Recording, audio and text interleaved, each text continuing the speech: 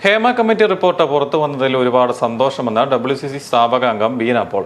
ഇത്രയും തുറന്നു പറച്ചിലുകൾ ഉണ്ടായിട്ടും ഫലമുണ്ടാകില്ല എന്ന് വിചാരിക്കുമ്പോൾ വിഷമമുണ്ടെന്നും അവർ പറഞ്ഞു. ഇനി വേണ്ടത് കണ്ടെത്തലുകളിൽ നടപടിയാണ്. സൈലൻസ് മാറിക്കിട്ടുകയും സത്യം പുറത്തു വരികയും ചെയ്തപ്പോൾ മാറ്റം എങ്ങനെ വരുത്തണമെന്നാണ് ചിന്തിക്കേണ്ടത്. ഗവൺമെന്റ് ഇൻഡസ്ട്രിക്ക് ഒപ്പം നിന്ന് എവിടെയാണ് പ്രശ്നമെന്നറിഞ്ഞ് സിസ്റ്റമാറ്റിക്കായി മാറ്റം വരുത്തണം. നിയമ നടപടികൾ സംബന്ധിച്ച് വനിതാ കമ്മീഷൻ പോലെയുള്ള സർക്കാർ സംവിധാനങ്ങളാണ് തീരുമാനമെടുക്കേണ്ടത്. സ്ത്രീകൾക്ക് സുരക്ഷിതമായി നിൽക്കാൻ പറ്റണമെന്നും അവർ കോട്ടയത്ത് പ്രതികരിച്ചു.